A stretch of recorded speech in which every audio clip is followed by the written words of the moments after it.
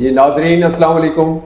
بیماری ایسی چیز ہے جس سے ہر انسان کو سابقہ پیش آتا ہے زندگی کے اندر، لیکن بیماری کے بعد وہ کس راستے پہ چلتا ہے، وہ علاج کرواتا ہے یا علاج کی بجائے اس کی بیماری کو ٹالا جا رہا ہوتا ہے، اس کے بارے میں ضرور جاننا چاہیے۔ تو آج کا ہمارا ٹاپک یہی ہے کہ ٹریٹمنٹ یا ٹالنا بیماری کو۔ تو اس کا یہ بہت اہم ہے۔ بیماری کے بارے میں جب علاج شروع ہوتا ہے تو مختلف طرح کے معالج دنیا میں ملتے ہیں، تو اس کے بارے میں جاننا کہ ان کا علاج کس نوعیت کا ہے یہ بہت ضروری ہے۔ مریض کا حق بھی ہے اس بارے میں انفارمیشن حاصل کرے، اور اس کی بیماری کا تقاضا بھی ہے کہ وہ جانے کہ میری بیماری کو ٹالا جا رہا ہے یا اس کا علاج کیا جا رہا ہے۔ آج کی سب سے پہلی بات یہ ہمیں دیکھیں گے کہ ٹالنے میں اور ٹریٹمنٹ میں فرق کیا ہے۔ جو ٹریٹمنٹ ہے اس میں بیماری کی جو کاز ہے، جو جڑ ہے جو ہے، اس کا علاج کیا جاتا ہے، صرف سمپٹمز کا نہیں کیا جاتا۔ جبکہ ٹالنے والا علاج ہوتا ہے کہ صرف سمپٹمز کو ظاہری طور پہ اس کو ٹھیک کر رہا ہوتا ہے، جبکہ ایکچولی اس کے کاز کو ریموو نہیں کیا جا رہا ہوتا۔ اور دوسری اس کی بڑی نشانی یہ ہے کہ علاج ٹالنے والا ہے یا صحیح علاج ہو رہا ہے۔ اس میں یہ ہے کہ اس سے جب علاج ہوتا ہے تو اس میں کہا جاتا ہے کہ دوائی ساری عمر کھانی ہے تم نے۔ جہاں یہ لفظ استعمال کر دیا جائے کہ دوائی ساری عمر کھانی ہے، اس کا مطلب بیماری کا علاج نہیں ہو رہا بلکہ اس کو صرف دبایا جا رہا ہے، اس کو ٹالا جا رہا ہے۔ تو یہ دو نشانی ہم ذہن میں اگر رکھیں کہ جڑ کا یا کاز کا ٹریٹمنٹ ہو رہا ہے تو پھر بہت اچھی بات ہے، اور اگر ساری عمر کے لیے دوائی کھانے کے لیے نہیں کہا جا رہا تو پھر بھی بڑی اچھی بات ہے، پھر صحیح ٹریٹمنٹ میں جا رہے ہیں، ادروائز ٹالنے کی طرف چلے جا رہے ہیں۔ جب کسی چیز کو ٹالتے ہیں، بیماری کو ٹالنے والے لائے عمل اختیار کیا جاتا ہے، ٹریٹمنٹ کا نہیں ہوتا، تو اس کے کیا اثرات مرتب ہوتے ہیں؟ اس کے 3 نتائج نکلتے ہیں۔ سب سے پہلی بات تو یہ ہے کہ جو اصل بیماری ہوتی ہے وہ اندر ہی اندر بڑھ رہی ہوتی ہے، کہ اس کا کاز ریموو نہیں کیا جاتا، صرف اوپر سے بات ہو رہی ہوتی ہے، تو کاز کیونکہ وہی موجود ہوتا ہے اس لیے بیماری بڑھ رہی ہوتی ہے۔ اس کی نشانی کیا بنتی ہے؟ نشانی یہ ہے کہ جیسے وقت گزرتا چلا جاتا ہے تو جو دوائی بھی آپ کھا رہے ہیں اس کی مقدار بڑھانی پڑتی ہے۔ دوائی کی جب مقدار بڑھتی ہے تو یہ شو کر رہی ہوتی ہے کہ اندر بیماری کی طاقت بڑھ گئی ہے۔ تو پہلا اثر یہی ہوتا ہے کہ جیسے وقت گزرتا ہے اصل بیماری بڑھتی چلی جاتی ہے۔ دوسرا اس کا مسئلہ، دوسرا اثر جو نکلتا ہے وہ یہ نتیجہ برآمد ہوتا ہے کہ جو دوائیں لی جا رہی ہوتی ہیں اس کو ٹالنے والی، وہ اپنے سائیڈ ایفیکٹس کیری کر رہی ہوتی ہیں۔ اس کے سائیڈ ایفیکٹس مل کے اصل بیماری کو کمپلیکیٹ کر دیتے ہیں۔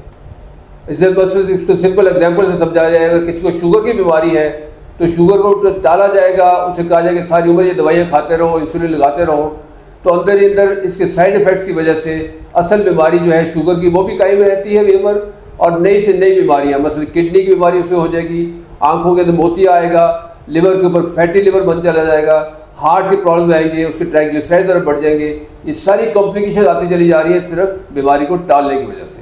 اور تیسرا افیکٹ لازمی بات اس سے ظاہری طور ہے وہ نظر آتا ہے کہ اسے فارما انڈسٹری کا بزنس جو ہے وہ پروگرس کرتا چلا جاتا ہے، ان کے بینک بیلنس میں اضافہ ہوتا چلا جاتا ہے۔ یہ 3 اثرات اس کے ظاہری طور پہ ہیں، لیکن اب سے دیکھنا ہے کہ اس کے زیادہ تر وکٹم کون بنتے ہیں، کون سے پیشنٹس ہوتے ہیں جن کو اس طرح کی بیماری کا علاج کے نام پہ ان کا ٹالا جا رہا ہوتا ہے معاملہ۔ اسے سب سے پہلے تو ڈائبٹیز کے پیشنٹس ہیں، ان کو لائف لانگ ڈیزیز کہہ کے، بیماری کہہ کے اس کو دوائی دی جاتی ہے اور وہ آہستہ آہستہ بڑھتی چلی جاتی ہے۔ دوسرا ہارٹ پیشنٹس جو ہے وہ بھی اس کے اندر آتے ہیں کہ ان کا کولیسٹرول نیچے رکھنے کے لیے دوائیاں دی جاتی ہیں اور ساری عمر کے لیے لگا دی جاتی ہیں۔ پھر ہائپر ٹینشن کے مریض ہیں جنہیں بلڈ پریشر ہوتا ہے، اس کو بھی ساری عمر کے لیے دوائی لگائی جاتی ہے۔ یہ وہ مریض ہیں جو ڈائریکٹلی اس کے وکٹم بنتے ہیں اس سے ٹالنے والی فلسفی کے۔ اور اس طرح یورک ایسڈ کے مریض ہیں، ان کو بھی ساری عمر کے لیے ڈالا جا رہا ہوتا ہے، ساری عمر کے لیے دوائی دی جا رہی ہوتی ہے۔